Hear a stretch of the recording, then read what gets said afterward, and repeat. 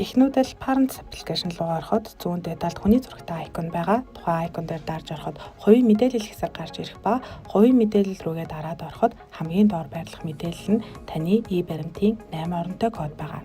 Та үүн дээр татварын 11 оронтой кодыг хийж болохгүй, эсвэл тоо өсөг оруулж болохгүй. Заавал 8 оронтой тоог оруулснаар таны баримтын шивэлд автоматар орно. Хэрвээ 8 оронтой тоо оруулаагүй бол баримт гэдэг хэсэг дээр таны баримтууд ирэх ба үүнийг та QR код уншуулах шивэх боломжтойгоор харах боломжтой. Үүний дараагаар сургууль гэдэг цэс рүүгээ орно. Ерөнхий сургууль хэсэгт хүүхдийн хичээлийн хуваардан үнэлгээ, зөвлөмж, төлбөрийн мэдээлэл, эрс гэрийн даалгавар, төлөвшил, үйлчилгээ зэрэг мэдээллүүд багтана. Хамгийн дээд талд байгаа дансны үлдэгдэл хэсэгээр дарахад та хүүхдийнхээ дансыг цэнэглэх боломжтой талбар гарч ирнэ. Данс цэнэглэхдээ доор байгаа мөнгөнд түнгүүдээ сонгох боломжтой ба эсвэл дансны үлдэгдлийн ард байгаа нэмэх тэмдгэн дээр дараад дурын хүссэн мөнгөнд дүнгээ оруулаад цэнэглэх боломжтой. Мөн хүүхдийнхээ өдөр зэдэх хоолны мөнгөн дүнгийн лимитийг оруулж өгөх боломжтой ба ингийн тулд та нэг өдрийн зарлагын хэмжээндээр мөнгөн дүнгээ оруулаад хадгалах товчийг дарахад тухайн хүүхд таны оруулсан мөнгөн дүнгээс нэг өдөрт давуулахгүйгээр хоол худалдан авах боломжтой. Хоолны цэс харах цэс рүү ороход сургуулиас гарч байгаа сэт ширхгийн хоол төрлөөрөө болон зураг, амин дэмийн үзүүлэлттэйгээ харагдана. Хэрэв та тухайн зурган дээр дарах юм бол шимт хичээлүүдийн задаргаа харагдана. Хамгийн доод талд нь таны хүүхдийн дансаа цэнгэлсэн байдал, хүүхд ямар хоол худалдаж авсан зэрэг, сүүлийн гүйлгээнүүд дэлгэрэнгүйгээр харагдана. Дүн үнэлгээ хэсэгт улирал жилийц явц шалгалтын үнэлгээнүүд харагдах ба хэрвээ танд харагдахгүй байвал менежер батлаагүй эсвэл анги удирдсан багш тухайн дүнг ангийн дүнгийн ихтгэлд татаж оруулаагүй байна гэсэн үг. Зөвлөмж цэсэн дээр ментор багш болон мэргэжлийн багш нарын оруулсан зөвлөмжүүд харагдана. Ментор багшийн тэмдэглэлийг бол эцэг их зөвхөн харах боломжтой, хариу бичих боломжгүй. Хавсрагсан файл нь зурхан байдлаар эцэгхэд харагдана.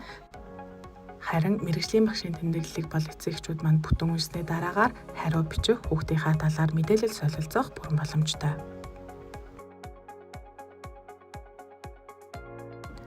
Төлбөрийн мэдээлэл хэсэгт таны хүүхдийн сурагчийн үнэмшлийн төлбөр гарсан байх ба хэрвээ төлөгдөөгүй төлөвтэй байвал та төлбөр дээрээ даран хүүхдийнхээ сурагчийн үнэмшлийн төлбөрийг төлөхийг анхаараарай.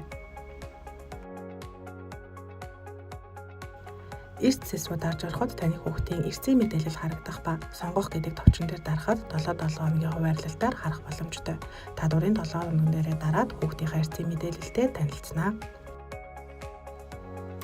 Мөн хамгийн доод талд чөлөөний хүсэлт гэсэн цэс байрлах ба чөлөөний хүсэлтэн дээрээ дараад бүртгэх цэсэн дээрээ дарахад өдрийн чөлөө болон цагийн чөлөөг эцэг их анги удирдсан багш руу илгээх боломжтой байгаа. Гэрийн даалгавар гэдэг хэсэгт мэргэжлийн багшнараас өгсөн гэрийн даалгаврууд орох ба хэрвээ гэрийн даалгавар байхгүй бол хичээл гэдэг хэсэг хоосон харагдана. За тухайн багш гэрийн даалгавраа өгөөд үнэлсэн байвал эцэг эхчүүдэд ямар гэрийн даалгавар өгсөн, ямар файл хавсрагсан, хэд хэсэг үнэлгээтэй байгаа вэ гэдэг мэдээллүүд нь бүрэн харагдана.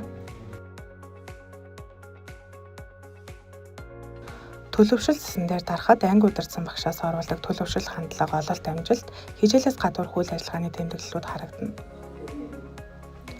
Эрүүл мэндийн үзлэг хэсгийн мэдээллийг бол та энэ талбараас харахгүй гадна талд байрлах сурагчийн дэлгэрэнгүй бүртгэл хэсгээс харах боломжтой. Сурагчийн дэлгэрэнгүй бүртгэл цэс рүү ороход эрүүл мэнд болон нэмэлт мэдээллүүд байрлана. Эрүүл мэнд гэдэг хэсэг дотор мэдээлэл байхгүй байвал анги удирдсан багшаас хараахан мэдээлэл ороогүй байна гэсэн үг. За нэмэлт мэдээлэл хэсэг дотор бол сурагчийн сурах бичиг, үрхийн мэдээлэл гэх мэт хувийн бүхэл мэдээллүүд харагдана. Хамгийн доор байрлах хөгжил цэсэн дээр дарахад эцэг эхийн хурал, санал хүсэл гэсэн хоёр идэвхтэй цэс байрлана. Эцэг эхийн хурал нь анги удирдсан багшаас сурсан эцэг эхийн хурлын төв болон хурал дуусны дараах тэмдэглэлүүд харагдах ба санал хүсэлт нь анги удирдсан багштай та хувийн чат үүсгэх боломжтой санал хүсэлтүүд тус харагдана.